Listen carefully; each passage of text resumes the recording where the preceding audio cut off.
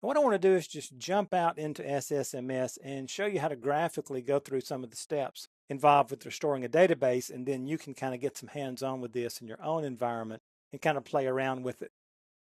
I've opened the SQL Server Management Studio. There's a lot of things happening here with the way it's reading the databases that are available. I'll show you a couple of things. First of all, I can right-click at the databases level.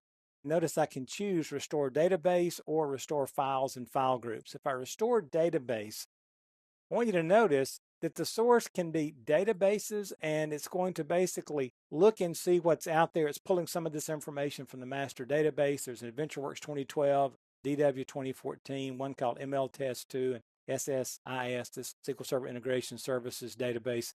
And I can choose one of those, and notice there's AdventureWorks 2012, and it will basically show me what it sees for that out there, and I can choose the one I want to restore. Well, notice this was a full database backup. This was taken on 4/27/2017 around 7:19 p.m.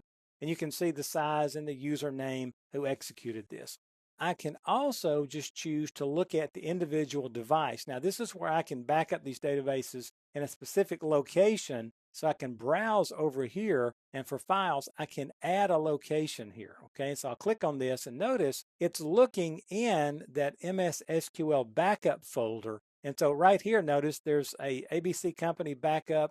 Here's my AdventureWorks 2012. Here's AdventureWorks 2012B backup, another version of it, and there's some other files. So I can choose whichever one I would like. Then there's another folder here with these backups that I can grab. And so I can start to just look around and find whichever one I would like. I could choose this particular backup and just say okay, and notice it's seeing that it's saved to that device. And then it'll load it up here, and I can come out here and look at it. Notice this one was taken on 1/28/2017. So I can just choose the one I would like, and then I can go to Files, and I can tell it to relocate all files. So when you restore it, put the files in a different folder. Right now, they're going into the Data folder, and I could click this and change the location, and then you see the logical file names, and you see the original file name right here. There it is, and then I can restore as, and I can work with it and browse and change things.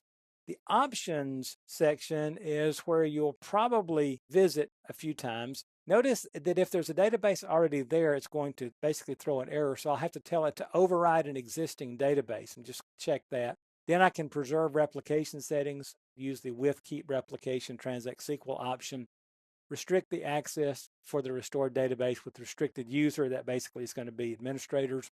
And then there's recovery state. We talked about this.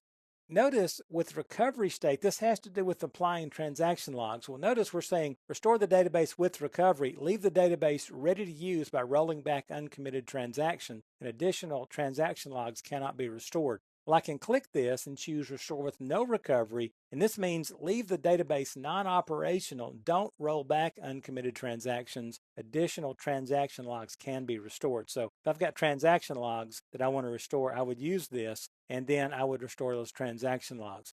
And then when I restored the last transaction log, I would choose with recovery. And then there's restore with standby, and this will leave the database in read-only mode. This is for a standby server, and we'll talk more about that later. Notice we're going to take a tail log backup before restore. We'll talk about tail log backups in a separate place in the course as well. So just kind of remember these various options, but you go through all this and you click on OK, and this will kick off the restore process, and you shouldn't have any trouble. Also, if I just want to restore this particular database, I can right click and go to tasks and go to restore and choose the database file groups or transaction logs. But let me show you something here. If I have the properties on this particular database set to anything other than full or bulk logged, I'm not going to be able to do transaction logs. I also may not have any backed up, but notice I'm on full recovery now, so I can back up transaction logs and utilize those. I can right click and I can go to tasks and I can choose restore, and then I can run database. And this will take me up, and this basically starts to look around out there for a current backup on this. And you'll notice that this one is one that was taken on 4/27. Make sure you just kind of play with this interface, play with your files, back up a database, restore a database, that sort of thing. You will see this mentioned in some form, probably on the exam. You will deal with it in real life.